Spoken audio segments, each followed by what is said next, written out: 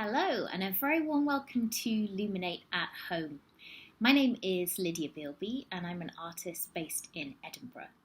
My practice focuses around moving image, so I make film, I teach film, and I curate film. I also work as a community artist, and I'm very interested in collaborating with both groups and individuals, and often my focus within this work is around archives and memory.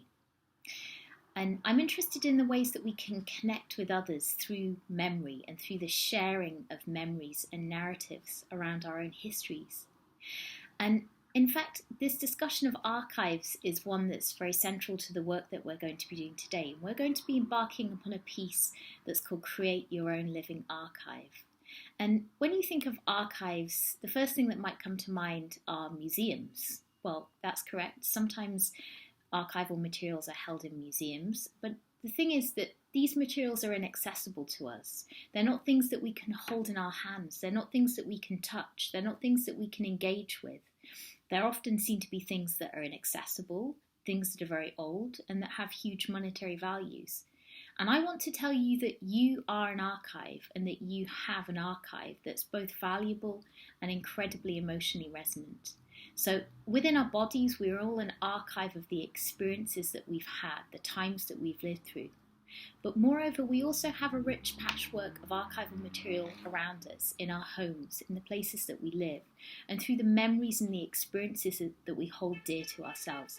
And it's this kind of rich stream that we're going to be mining today and celebrating. So I want to explode this notion that archives are something that are inaccessible. Archives are something that we can all contribute to, and in the process of thinking about archives, we're going to be celebrating you, and we're going to be celebrating your unique stories, narratives, and reminiscences. And what we're going to be doing is we're going to be exploring the connection between objects and memory. Through a series of exercises and questions that you'll engage with as part of this process, we're going to be thinking about how we can connect to our own positive, happy, fabulous memories of the past through objects that we have around ourselves. And we're going to recognise that each of us hold a wonderful stream of archival materials, both inside ourselves and in the objects that we choose to have around ourselves. So first of all, a couple of questions for you to engage with. What does the word memory bring to mind for you? You might want to take a moment here to jot down a few ideas, so you might want to pause the video to do that. So the question is, what does the word memory mean to you? So hopefully you've taken a few moments to think about what memory means to you. And this is something that we're going to be thinking a lot about today through the questions that I ask you to engage with as part of this workshop, because memory is something that's very profound to each of us. It's both individual and collective. And our memories are sacred to us, but they're also a powerful way that we can connect with other people. And we're going to be thinking about our own memories, and we're going to be doing that through a process of engaging with our own personal archives. So I'm going to be asking you to look for a number of items around yourself, and through that we're going to think about and connect with your own personal history. So a few things that you might want to have to hand. You might want to have a pen and some paper, and if you have a phone with a camera on it, you might want to get hold of that, or if you have a digital camera, you might want to have that close to you as well. But if you don't have a camera, that's fine. It's not an essential piece of kit for this. So I'm going to ask you to pause the video, and I'm going to ask you to look around you. Look around the room that you're in, or perhaps another room close by, and I want you to access 3 items that have happy and positive associations for you. They might bring up some really precious memories for you of times past, or they might remind you of somebody who you're thinking of just now. And these objects could be anything at all. There's absolutely no right or wrong here. It's about looking for things that mean something to you. So it could be a photograph, it could be a painting, it could be a book or a poem or a postcard or a line from a film even. It doesn't have to be a physical object, it can be a memory as well. So I just want you to take a moment to reflect on things that make you happy, things that bring to mind a time that was very enriching and happy for you, and bring those items close by. So 3 items, they can be objects, physical objects, or they can be memories. So you might want to pause the video to do that, and I'll see you back shortly. So the purpose of this exercise is to recognise that we all have a really valuable and precious archive.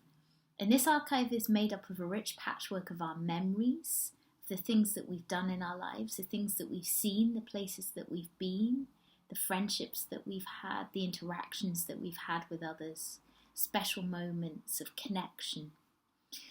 But they're also tapped into by the objects that we have. So objects act as a kind of portal to these memories. So today we're looking at the things we have around us and making associations with happy and positive memories that are connected to those items.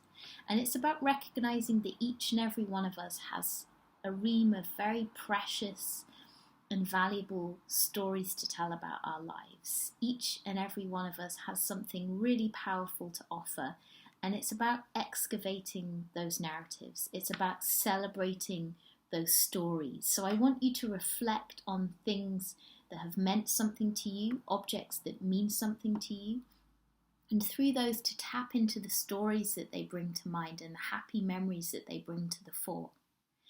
And I wanted to share a couple of items from my own archive with you, and it feels important to mention that these objects can be anything at all. There's no right or wrong answer, and when I talked about exploding notions of what an archive can be, as something that's in a museum, something that's inaccessible to normal people like you or I, actually an archive is something that we all have access to. It's something that we all contribute to. It's our story, it's our narrative. So it doesn't mean that an object has to be old, it doesn't have to be valuable in monetary terms, it just has to be something that's important to you, that has value to you, emotional value. So if I'm asking you to share items and memories, objects from your own archive, it seems only fair that I share something from my own that say something about me and that are precious to me. And so I've picked out a couple of objects that I'm going to share with you now. And the first of those is this. So this is my doll. Her name is Ella. She was made for me by my grandmother when I was 3 years old, and I was about to take my first trip abroad. I was travelling to Austria by train with my parents, and so my nan no doubt wanted to make something that would keep me occupied on that long train journey. And indeed she came in her own little hand-knitted bag and had a number of different outfits that I had great fun dressing her up in. And she's got a real kind of raffish charm, and I wasn't really very into Barbies or Cindy's when I was little, and so she really appealed to me as a kind of character who looked like she would get into all sorts of fun and trouble at the same time. And she's very precious to me because she was made for me by my nan. She was hand knitted by her for me, and she's a real character, and through her I like to remember my grandmother and all of the really happy memories that we have together. She was really important to me when I was growing up, and I like to think of her as a very kind woman, a very strong woman, a very capable woman, and these are all the kind of facets that I aspire to myself, and it's a really precious way to remember her and to remember her legacy and all of the wonderful times that we spent together when I was growing up. So that's Ella. And the second item that I want to share with you is something that's very precious to me in my practice as an artist. It's my camera. And I'm sharing this with you because I think it's interesting to think about the number of different ways that an item can be archival. So this is my camera. It's called a Bolex 16mm camera. It's an archival piece of ephemera in the sense that it's a relatively old camera. It was made in 1970, so it has some age to it, and it's been in somebody else's archive for many, many years until it came to me, and now it's an integral part of my practice. And I love this camera because it's a very hands-on way of making work. It's a wind-up camera, so I wind the camera up here on the side. It's a clockwork camera, so it's completely analog. I wind the camera up, I place the film in this cavern over here. This is a lens turret on the front, and that's how I shoot my film. So it's a very kind of hands-on way of making work, and I connect with not only my own practice as an artist through the process of working with this camera, but also tap into another archive, in a sense, the archive of the person who this camera belonged to before it came to me. So I think there are many ways of looking at and appreciating archival items, and to think about the journey that an object has taken before it came to you, to me, is very powerful, and I wanted to share that with you. So now let's reflect on your personal archive. I've come up with a series of questions, a kind of framework through which you might want to reflect on your objects or your memories. And you might want to approach this in any of the following ways. You might want to write down some instinctive answers if anything comes to mind immediately. Or you might want to listen to the questions and take a bit of time to reflect on your answers. And then you might want to write down your answers. Or you might want to record them. Maybe you have a mobile phone that has a voice memo on it. You could do that. Or if there's anyone around you, you might like to present your thoughts to them. So memory is a wonderful way to connect with others, and actually it can be really fascinating to chat to somebody else about your reflections. So maybe even somebody who knows you very well would learn something new about the way you see things or think about the world through the way that you talk about your archival ephemera or items. So this could be really interesting, and it could be a two-way exchange as well. So if there's anyone around you who might also like to participate in this activity, then get them involved too. Get them to find a couple of items, engage with the questions that I give you, and then speak to them and learn something new about the people around you. It's a way of connecting with others that can feel very profound and very intimate and very special. So share your archive with other people. Okay, so the questions are as follows. Let's reflect on your archive. So the first question is, describe what your chosen items or memories are. So you could do this in any number of ways. It could be written, it could be verbal, or it could even be an image that you make on a piece of paper of the items. I leave that up to you and your own creativity. So describe what your chosen items or memories are. And the next question is, where does this item or memory come from? So this is an opportunity for you to reflect on the story that this object has taken in coming to you. So it's a chance to look back and reminisce. What's the story of this object and how did it find its way to you?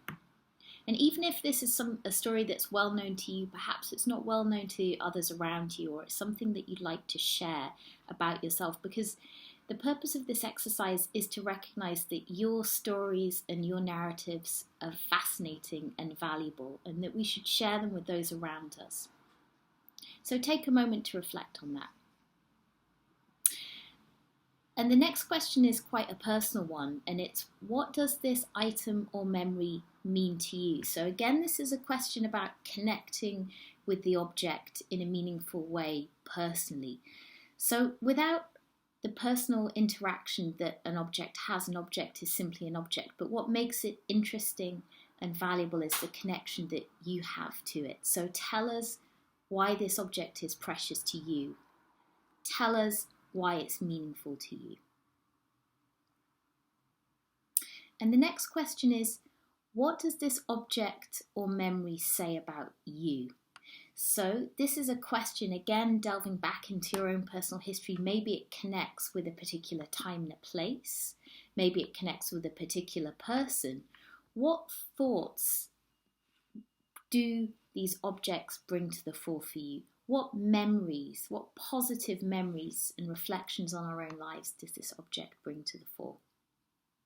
And finally, if there's anything else that you'd like to add, any other reflections or thoughts, you can also pop those down here, and you can answer these questions in as little or as much detail as you like. And as I said, you don't have to write down your answers. They could be spoken. You could tell them to somebody else. You could sketch an answer. You could draw your answer. There are many ways to interpret these questions. So I hope through this process of reflection that we've embarked upon together through this activity, you recognise that you have an archive of your own. That an archive is not just something that's in museums, that's handled by specialists. It's something that we all have, and it's something that we all make an active contribution to. Your archive is made up of both your memories of your life, the places that you've been, the people that you've seen, the relationships that you've had, and also the objects that you've collected along the way and that are sacred to you. And I hope that this small recognition will mean that you can bring your objects and your memories closer to you, to think about them and appreciate them more frequently. And I think that the thing that excites me about archives is the creative possibility.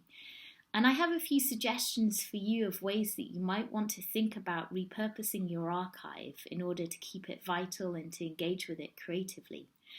And one of those ways might be by means of a kind of exchange with other people. So I've talked through this workshop about the power of exchange, how memories are a profound way of connecting with other people. So perhaps you'd like to embark upon a memory exchange with somebody else. And this could take many forms. One way could be taking a photograph of one of your objects that's precious to you and emailing that to a friend. And perhaps you could write something alongside that you could reflect on why the object is meaningful to you. This is a process of sharing, a process of exchange. And you could invite your friend to participate in this too by sending you back an image of something that's precious or valuable to them and reflecting on it. And it's a really interesting way of getting to know our friends and our family in different ways. Another thing that I think is really, really interesting about archives is thinking about how we can archive for the future. Because archives are not just about looking back. Archives aren't just about the past, but they're about the future. So how can we archive something of your everyday experience for the future? Well, all we need to do is look around ourselves, look around our surroundings, and think about one thing that we'd like to reflect on, or something that we'd like to share about our everyday lives. And you might want to take a photograph of that item, and you might then want to reflect on it in a piece of writing. And then that's something that you can keep. You could pass on to somebody else, or you can just enjoy that moment of reflection and pause just for yourself. So you could photograph something that you see outside of your window. It could be the blooming of a flower. It could be something inside your house. And then you could take a piece of text, which could be written yourself, or it could be a line from a poem, or a line from a book that means something to you, and you could place that with the image. And then this creates a kind of discourse between the text and the image that can be very interesting and valuable. And this can be a way of thinking about how we can archive something of our present experience for the future. Archives offer us an incredible form of time travel, an opportunity to reconnect with moments, places, and conversations that have resonance for us. Thank you for embarking upon this creative exercise with me, and I hope that you've really enjoyed creating your own living archive. Thanks for listening, and happy archiving.